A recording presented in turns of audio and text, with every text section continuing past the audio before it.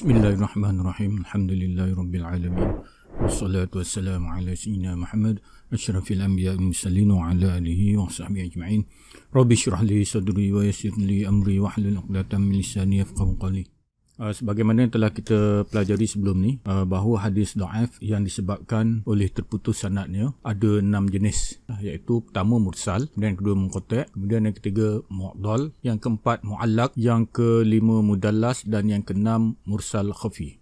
Dan insyaAllah untuk sesi kali ini kita akan cuba perincikan setiap satu daripada 6 jenis hadis dhaif yang disebabkan oleh terputus sanadnya, dan kita juga sertakan dengan setiap satu daripadanya kita akan beri gambaran mudah dan kita akan berikan contoh sebuah hadis yang sebenarnya lah.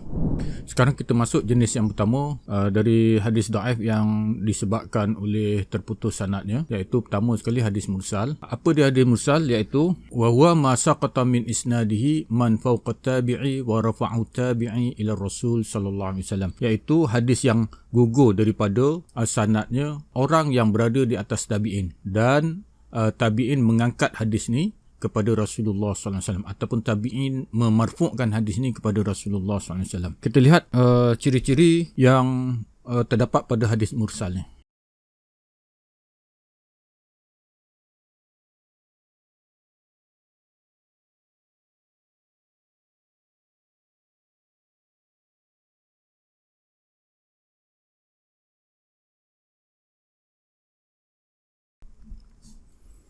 Ciri-ciri hadis mursal ialah gugur daripada sanadnya seorang sahabat, iaitu gambarannya apabila seorang tabi'in mengatakan qala Rasulullah sallallahu alaihi wasallam kadza, Rasulullah sallallahu alaihi wasallam telah bersabda begini ataupun begini, ataupun dia tabi'in mengatakan fa'ala Rasulullah sallallahu alaihi wasallam kadza, Rasulullah sallallahu telah melakukan begini dan begini. Sekarang ni kita tengok gambaran hadis mursal, iaitu mengandungi 5 perawi, ada seorang sahabat dan Rasulullah sallallahu alaihi wasallam. Kita tengok gambaran dia. Perawi 5 adalah tabi'in. Siapa tabi'in? Iaitu orang yang bertemu dengan sahabat. Kemudian di atas tabi'in siapa? Di atas tabi'in adalah sahabat. Siapa sahabat? Sahabat ialah orang yang bertemu secara langsung dengan Rasulullah sallallahu alaihi wasallam. Ini bermaksud tabi'in tidak mungkin dapat bertemu dengan Rasulullah sallallahu alaihi wasallam.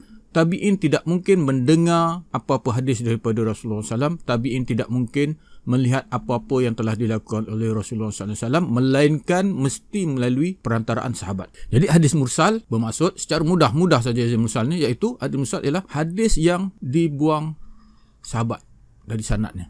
Tabi'in terus mengatakan bahawa Rasulullah SAW bersabda begini-begini, ataupun Rasulullah SAW ada melakukan begini-begini. Sedangkan benda tu adalah satu yang mustahil, sebab tabi'in tidak mungkin bertemu dengan Rasulullah SAW. Bermakna ada seorang sahabat yang digugurkan di sini. Bila begitu, bila ada dalam sanadnya dalam bentuk begini, iaitu sahabat dibuang, maka hadis ni kita katakan sebagai hadis mursal. Hadis ni diriwayatkan dari Ibnu Jurayj an Atha anna Nabiy sallallahu alaihi wasallam idza sa'ida al-minbar aqbala biwajhihi 'ala an-nas faqala assalamu alaikum. Artinya bahawa Nabi sallallahu alaihi wasallam apabila menaiki mimbar, dia akan menghadap mukanya ke arah manusia dan dia mengucapkan assalamu alaikum. Sekarang kita lihat sanad untuk hadis ni, iaitu Abdul Razak adalah pengeluar hadis ni, kemudian dia meriwayatkan daripada Ibnu Jurayj, dan Ibnu Jurayj meriwayatkan hadis ini daripada Atha. Atha dapat daripada Rasulullah SAW. Kita lihat satu persatu status setiap perawi yang terdapat dalam hadis ni. Kita tengok Jurayj.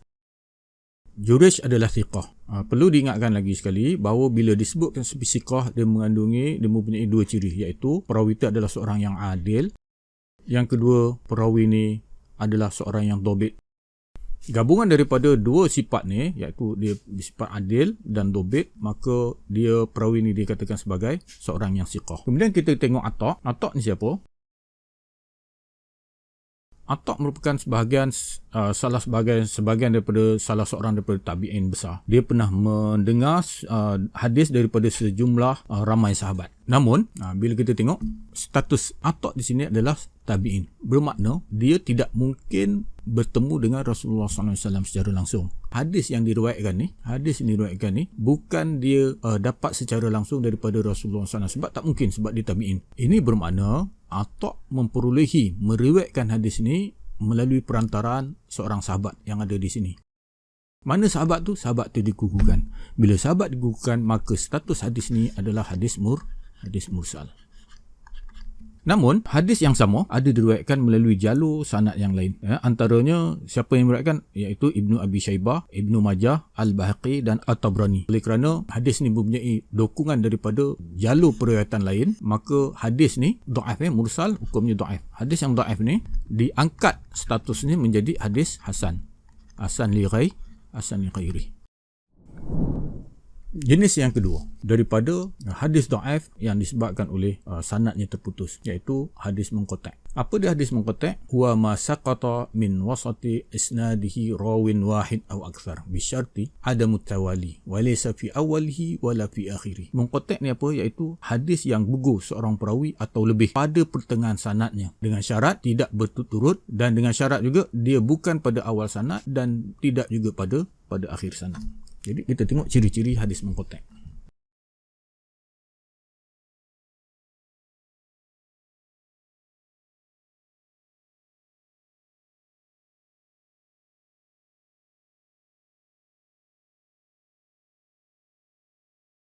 Ciri-ciri munqati' ialah, pertama, dia gugur perawi.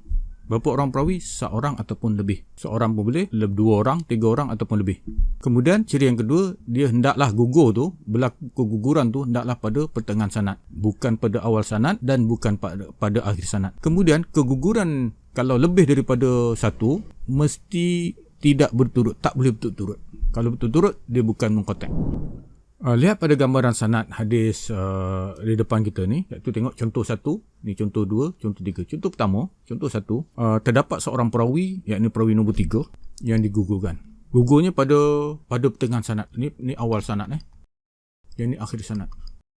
Gugurnya pada pertengahan sanad, bukan pada awal sanad dan bukan pada akhir sanad. Maka dia menepati ciri hadis munqati'. Kita tengok contoh nombor 2. Contoh nombor 2, terdapat dua orang perawi yang digugurkan, iaitu perawi nombor 2 dan perawi nombor 5. Keguguran yang berlaku bukan pada awal sanad dan bukan pada akhir sanad. Dia berlaku pada pertengahan sanad. Dan keguguran yang berlaku tidak secara berturut. Diselangi oleh beberapa orang perawi lah. Di sini dua orang perawi. Bermakna keguguran tidak berlaku secara berturut-turut. Jadi pada contoh 2 ni menepati ciri-ciri hadis munqati'. Apa dia? Pertama sekali, dia mengalami dua keguguran pada sanad ni. Kemudian keguguran yang berlaku pada pertengahan sanad, bukan pada awal dan bukan pada akhir sanad. Kemudian keguguran tu berlaku tidak berturut-turut.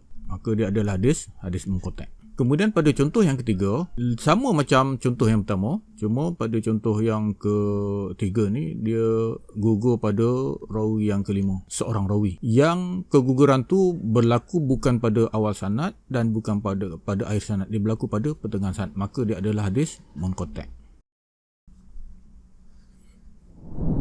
Yang ada di depan kita ni adalah contoh sebuah hadis yang dikeluarkan oleh Al-Hakim di dalam kitabnya Ma'rifatul Ulumil Hadis. Riwayat daripada Abdul Razak an Thawri an Abi Ishaq an Zaid bin Yusai an Hudzaifah radhiyallahu anhu marfu'an, in wallaitumuha Abu Bakrin faqawiyyun amin. Al-hadis. Maksud dia ialah jika kamu menjadikan Abu Bakar sebagai wali, sebagai pemimpin, maka dia merupakan seorang yang kuat dan dapat dipercayai. Kita tengok carta di depan kita ni adalah carta yang mengandungi sanad daripada hadis ni, iaitu daripada Abdul Razak. Kita tengok status dia, Abdul Razak. Abdul Razak merupakan seorang yang siqah, hafiz. Al-Thawri ni adalah Imam Sufyan Al-Thawri.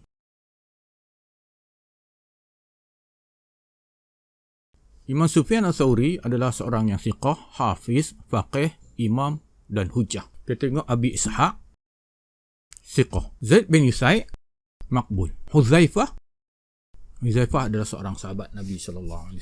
Baik, mengapa hadis ni munqati'? Hadis ni adalah sebuah hadis munqati'. Mengapa? Kerana dalam sanad ni digugurkan dua orang perawi secara terpisah, tidak berturut-turut. Kita tengok, sekarang kita tengok dia punya sanad yang sebenarnya. Di belah kiri kita ni adalah sanad sebenarnya. Yang berwarna oranye ni adalah perawi yang digugurkan. Ni yang belah kanan kita ni adalah sanad yang kita baca tadi. Sanad yang setelah digugurkan. Kita tengok Abdul Razak. Kalau tengok belah sini, Abdul Razak ambil daripada Thawri. Padahal antara Abdul Razak dengan Thawri ada seorang rawi lain yang digugurkan di sini. Kemudian Al-Thawri mengambil daripada Abu Ishaq. Padahal yang sebenarnya antara Al-Thawri dengan Abu Ishaq ada seorang perawi lain yang digugurkan. Hak ni lah dia. Kita tengok. Ini sanad sebenarnya. Abdul Razak sebenarnya mengambil daripada Nu'man. Nu'man mengambil daripada Al-Thawri. Al-Thawri mengambil daripada Syarif. Jadi yang ni digugurkan. Hak ni digugurkan. Mengapa kita kata dia mengkotek? Sebab dia menepati ciri-ciri hadis mengkotek. Apa dia? Pertama sekali, mengalami dua keguguran rawi. Keguguran rawi terletak di mana? Terletak pada pertengahan sanad. Bukan pada awal sanad dan bukan pada akhir sanad. Yang ni awal. Dan keguguran tu berlaku tidak secara berturut-turut, tapi secara terpisah. Bila begitu, maka dia adalah hadis munqati'. Sekarang ni kita masuk untuk jenis yang ketiga daripada pembahagian hadis dhaif. Dia daripada jenis hadis dhaif disebabkan oleh sanadnya terputus, iaitu yang nombor 3 ni, jenis yang ketiga ni adalah hadis mu'dal. Hadis mu'dal apa? Wa ma saqata min isnadi rawiyani fa akthar ala tawali bi syartin alla yakun as-saqtu min awwali sanad. Mu'dal ialah hadis yang gugur daripada sanadnya dua orang rawi ataupun lebih secara berturut-turut dengan syarat keguguran tu tidak berlaku pada awal sanad. Kita tengok ciri-ciri hadis mu'dal.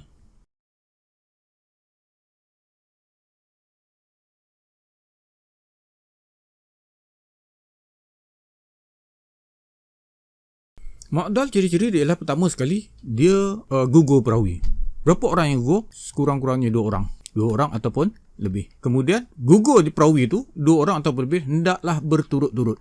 Dia tak macam mengkotek, dia tak boleh berturut-turut. Dia di sini mu'dal, dia mesti ciri khas dia mesti berturut-turut. Kemudian dia tidak berlaku pada awal sanad. Boleh pada tengah sanad ataupun akhir sanad. Cuma untuk pengetahuan, takrif ni merupakan antara beberapa takrif lah yang dipilih oleh dalam buku teks kita. Gugur 2 orang perawi, kemudian berturut, kemudian tidak pada awal sanad. Cuma pada beberapa kitab lain, kalau dalam teks buku stam yang lama, yang ni dia tidak ada. Tapi buku teks stam yang baru ni ada. Dia bukannya salah, dia termasuk salah satu daripada beberapa takrif tentang mu'dal. Kalau yang dalam buku-buku lain ataupun dalam buku teks stam yang lain, dia kata betul ni, gugur 2 orang perawi ataupun lebih, kemudian mesti berturut, kemudian dia tidak nyatakan syarat ni mesti pada awal sanad. Jadi dia boleh berlaku pada awal sanad pun boleh, tapi syaratnya 2 berturut-turut, kemudian dia berlaku pada pertengahan sanad pun boleh juga dikatakan mu'dal, 2 atau lebih berturut-turut, ataupun pada akhir sanad. Namun dalam buku teks kita ni,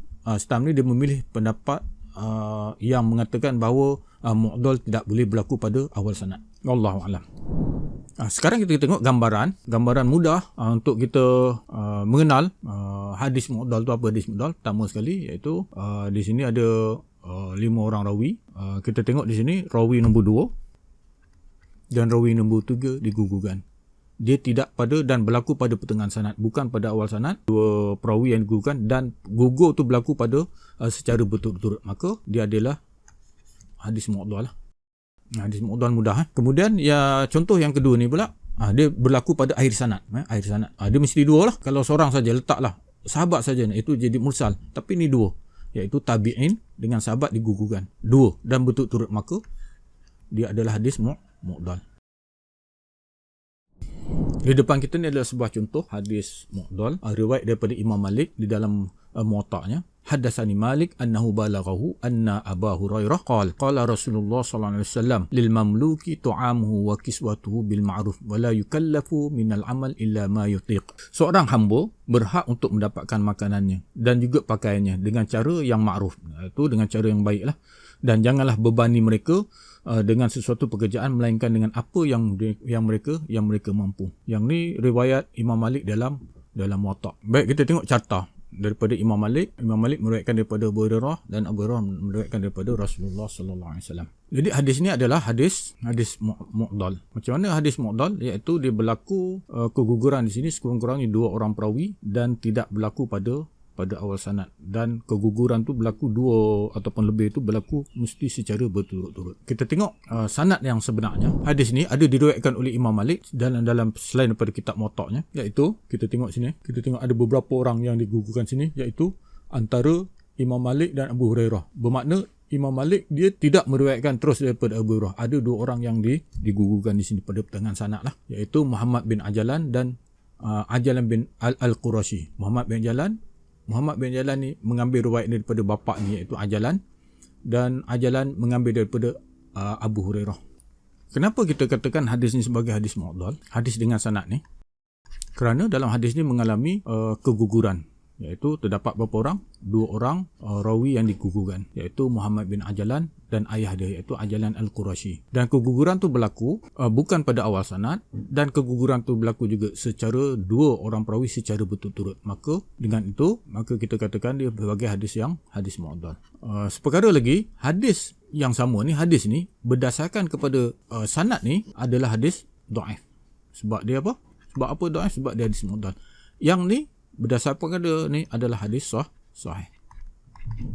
Sebab dia punya sanad dia muttasil, sanad dia berhubung. Akan datang kita akan sambung 3 jenis hadis yang lain lagi, insya-Allah. Wallahu a'lam.